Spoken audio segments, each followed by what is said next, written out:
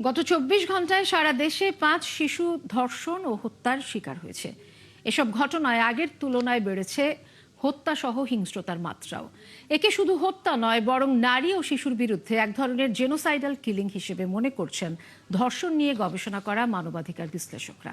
এদিকে মনোবিশ্লেষকরা বলছেন, পরিবার, সমাজ এবং দেশে হিংস্রতার চর্চা বাড়লে মানুষের মধ্যে এর প্রবণতা বাড়ে, আর তার সহজ শিকার শিশুরা। বিস্তারিত জানাচ্ছেন নাদিয়া শারমিন। মঙ্গলবার পল্লবীতে মিলেছে ৮ বছরের শিশুর গলাকাটা লাশ।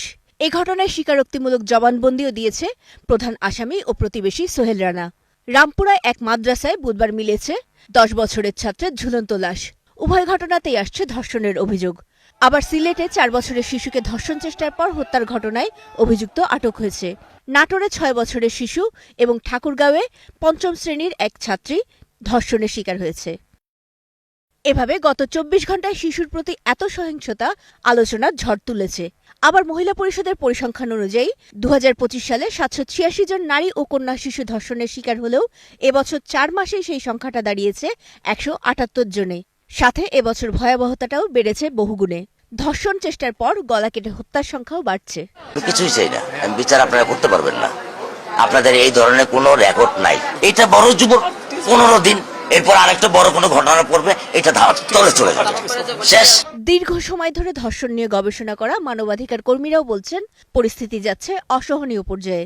নারী বিদ্বেষী প্রবল পুরুষতান্ত্রিকতা, তার বিরুদ্ধে কেবলমাত্র নারীরা দাঁড়িয়ে গেছেন, ভোটে করেছেন।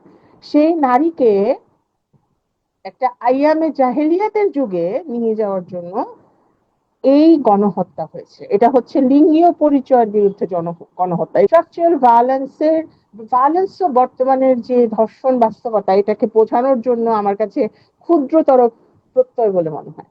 আমি মনে করি এটা একটা জেনোসাইড হচ্ছে। সমাজের অস্থিরতার মধ্যেই এর কারণ লুকিয়ে আছে বলে মনে করছেন মনোরোগ বিশেষজ্ঞরা। মানবিক গুণাবলীর চর্চা যখন কম হয়, পরিবারে, সমাজে, সামাজিক যোগাযোগ মাধ্যমে চারপাশে যা ঘটছে, তখনই কিন্তু মানুষের ভেতরেই হিংসাত্মক আচরণগুলো দানা বেঁধে ওঠে এবং সেই ধরনের কাজগুলো করে এবং নৃশংস কাজগুলো করে। পাশাপাশি হিংসাত্মক কাজগুলোকে যদি সামাজিক যোগাযোগ মাধ্যম সহ বিভিন্ন প্রচার মাধ্যমে বারবার প্রচার করা হয়, তখন কিন্তু একটা অবজারভেশনাল লার্নিং হয়। তবে তাদের মতে এখনই ব্যবস্থা না নিলে হাতের বাইরে চলে যাবে পরিস্থিতি। আমাদের চারপাশকে যদি আমরা মানবিক করতে পারি, একটি জ্ঞান ভিত্তিক সমাজের দিকে নিতে পারি এবং পরিবারে, স্কুলে, সমাজে যদি আমরা মানবিক গুণাবলীর চর্চা বাড়াতে পারি, তাহলে কিন্তু নৃশংস ঘটনা অনেকাংশেই ঘটানো সম্ভব। পাশাপাশি আইনের উপযুক্ত প্রয়োগও ঘটাতে হবে। আমাদের রাষ্ট্র ব্যবস্থাকে প্রশ্নবিদ্ধ করতে হবে যে বিচারহীনতার সংস্কৃতি আর কতদিন চলবে। দৃষ্টান্তমূলক শাস্তির বিকল্প নেই বলেই মনে করছেন তারা। বিচারিক প্রক্রিয়া চালাতে হবে। নাদিয়া শারমিন, ৭১, ঢাকা। করতে হবে এবং একটা সাংস্কৃতিক